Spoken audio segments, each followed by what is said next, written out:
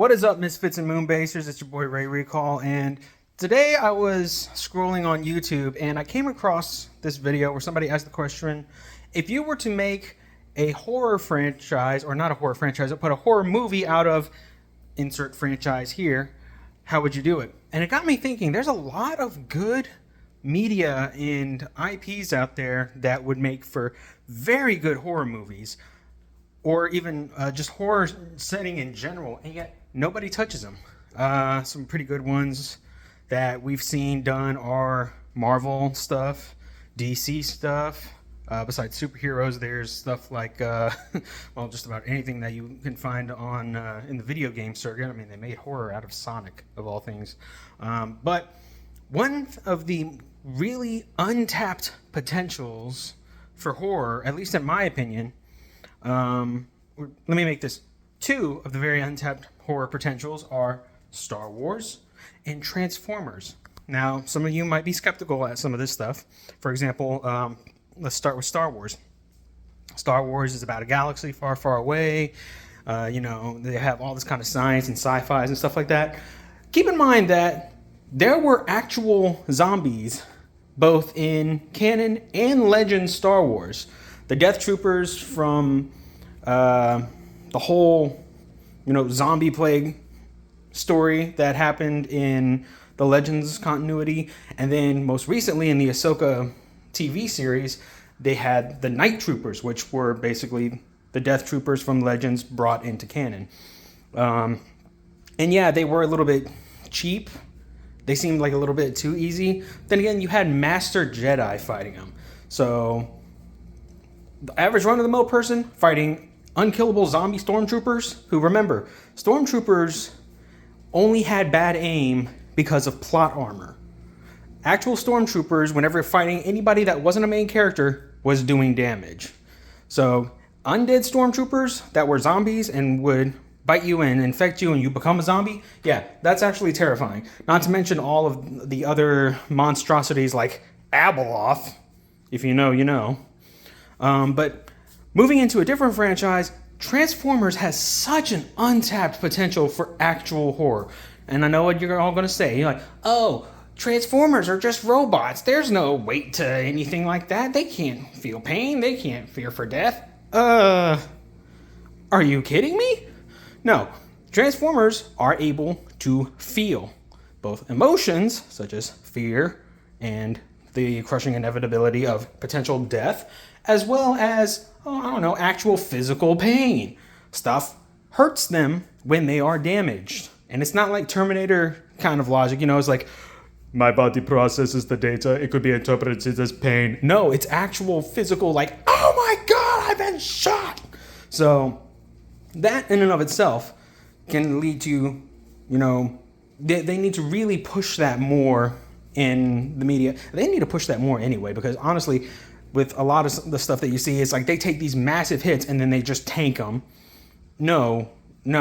I mean, Optimus getting his arm chopped off in Dark of the Moon and then just soloing Megatron and Sentinel Prime was pretty badass, but come on, dude, that he just walked it off? No, that's some major damage. Another thing to think of is that there is such a huge universe in the Transformers continuities besides just Cybertronian stuff. And Cybertronians have some really, really messed up stuff just involving their own history and backstory. IDW 2019 continuity recently came out, well, not recently, but they came out with a Halloween-themed issue that had Starscream's, adoptive mother being lost for centuries, and then he found her, and she was, growing into this, primate alien, and, that was, a whole Frankenstein's monster looking kind of BS. Speaking of Doc Frankenstein, IDW Shockwave? Holy cow, this dude invented war crimes. Literally, spoiler alert if you haven't read a decade-old comic continuity, but everything in the original IDW continuity was Shockwave's fault. Literally everything that happened from the start of the 13 Primes all the way up to actual Unicron was Shockwave's fault. Nobody ever touches on Shockwave in any big media. Yeah, he's always a supporting character in like TV shows, sometimes in comics. Again, IDW, the original run for them, they actually did Shockwave justice. But you know, stuff like that. Continuing on with IDW, what Ambulon did, or no, what Pharma did to Ambulon. He lost his lane! What else was there? Oh, I don't know, the entirety of Unicron being a cosmic ending event whenever he showed up, that no matter what you threw at him, he ate it and literally adapted it to his own form. That's how he was able to go from a planet that just ate other planets to an actual transformer, because they threw a transformer at him, he ate it, got his transformation cog, boom, now he can turn into a giant robot. Now you just made things worse.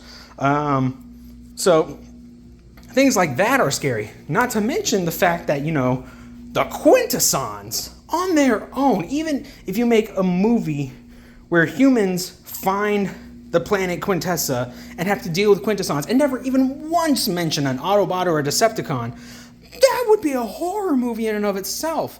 An entire race of genetic mad scientists, despots, slavers?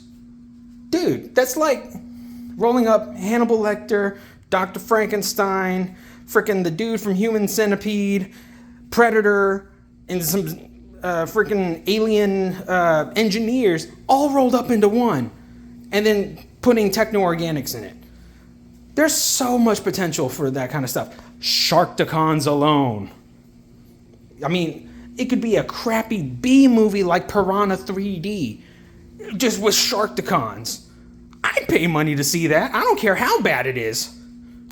Just saying, you know, there's a lot of untapped potential for horror franchises in existing media that nobody's touching. So, just something to think about.